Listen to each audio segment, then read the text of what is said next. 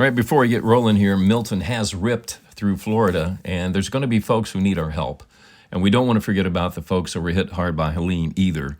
But just keep in mind that small donations equal big results. That's why politicians like those $5 donations. They all add up to where, they'll report that they raised millions of dollars in a few days.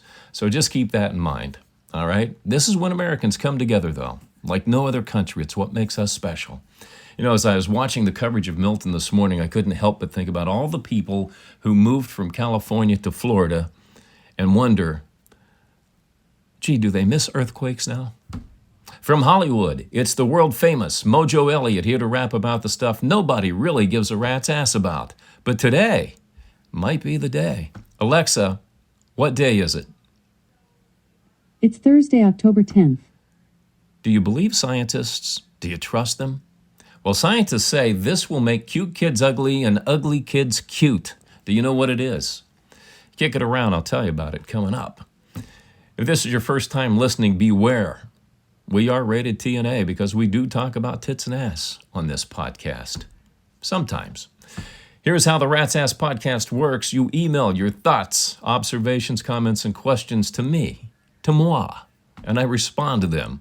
All topics are welcome. You cannot offend me. Nobody has done so yet, but bring them all on. In fact, the more sinister, the more salacious, the better. Email them to ratsasspodcast@gmail.com. You'll find the Rat's Ass Podcast on Alexa, Spotify, Apple, and most other podcast apps, plus our Facebook page. New episodes drop every Tuesday and Thursday. Now, let's be clear about this. I do not read your emails in advance. My producer, the Fleabag, forwards me your name, where you're from, and converts your emails so I can respond to them rapid fire on the fly. And I always roll a couple of dice to tell me how many emails we're going to read on each episode. So that's what we're going to do right now. Ooh, we did 8 on Tuesday. Today we're only going to do 4. Yeah, all right, so let's get into the cheese. Jameson W. of Katy, Texas says, my top 3 metal bands of all time are Metallica, Judas Priest, and Megadeth. Do you have a favorite? Well, those 3 would be in my top 10, Jameson. But yeah, after I heard Kill 'Em All with Metallica, they were my boys. Loved Metallica. Still do.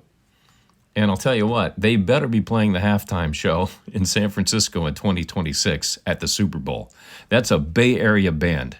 Journey's not available. So it's got to be Metallica. Do not set San Francisco up with another rapper. Please, NFL. And I also have to admit, there was a period of time where I had to ditch Metallica and AC/DC, another one of my all-time favorite bands. There was a cartoon called Beavis and Butthead. You might remember it. Maybe you were a fan. I never watched an episode. But as I recall, they had T-shirts. One had Metallica, one had AC/DC. And I had to distance myself from those bands because I distanced myself from that cartoon. I just couldn't deal with it.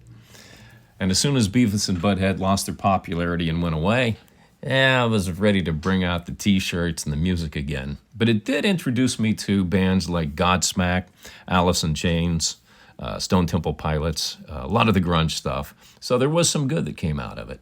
All right, Terry M. from Bowling Green, Kentucky.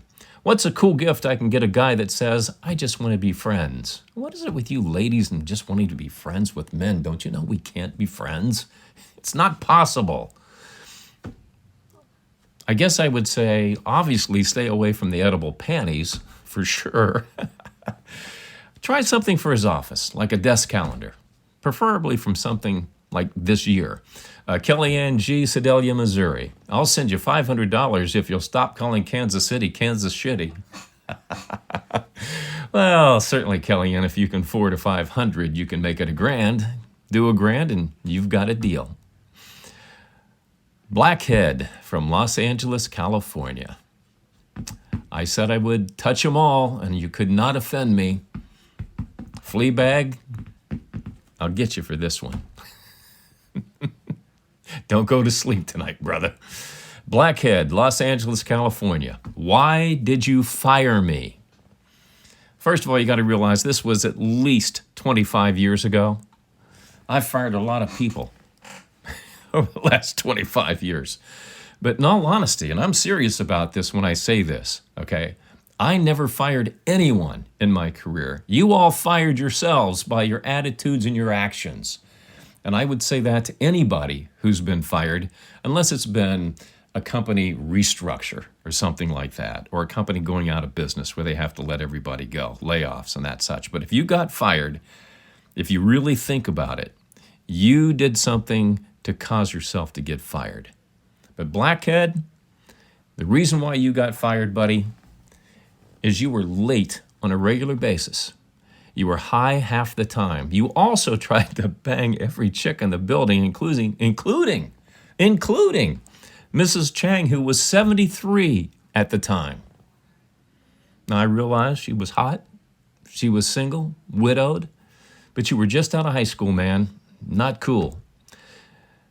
And then taking a dump in the lunchroom floor because someone stole your ham and cheese croissant out of the fridge, just a little bit over the top. Just a little bit over the top. And making it even worse, you took a radio station bumper sticker and a pencil and made a little flag and planted it in the pile. While that was a genius move. Just disgusting. Just disgusting. So that's why you were fired. So anybody listening right now, you tell me, was it justified?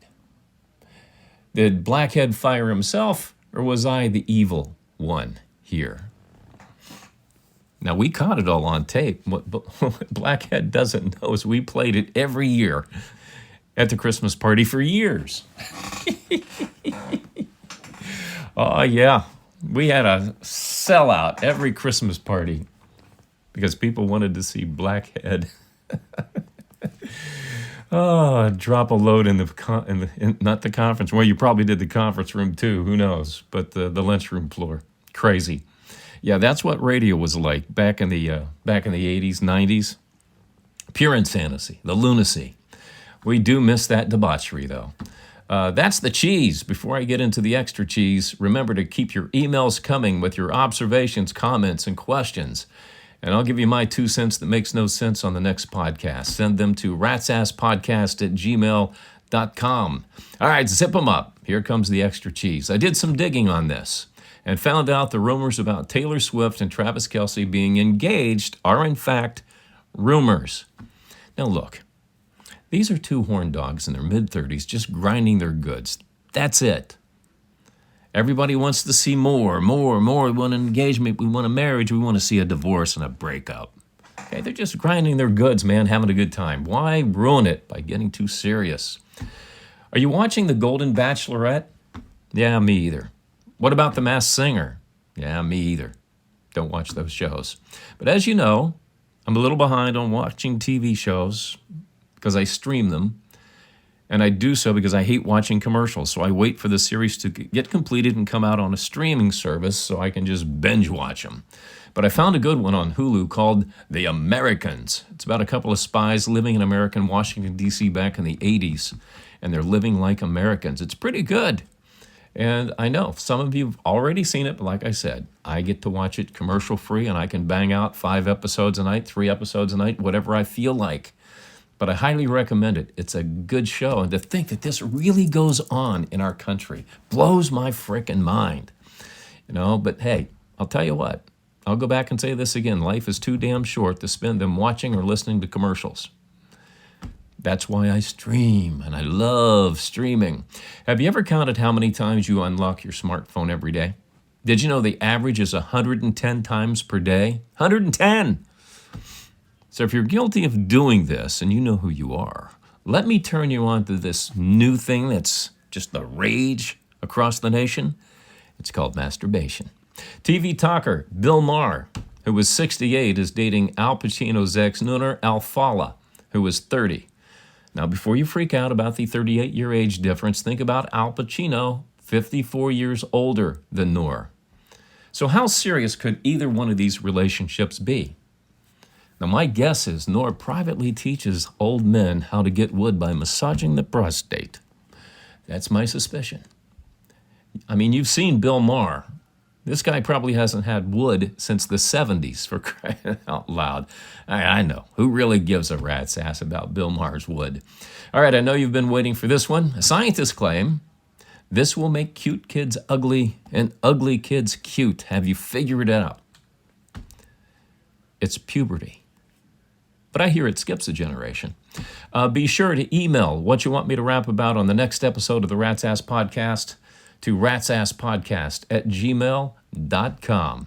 Hey, happy birthday today to David Lee Roth, the former frontman of Van Halen. DLR is a bald 70 today, and he still wants a bottle of anything and a glazed donut to go. We'll do this again next Tuesday, October 15th. Have a fantastic weekend. And that's the wrap.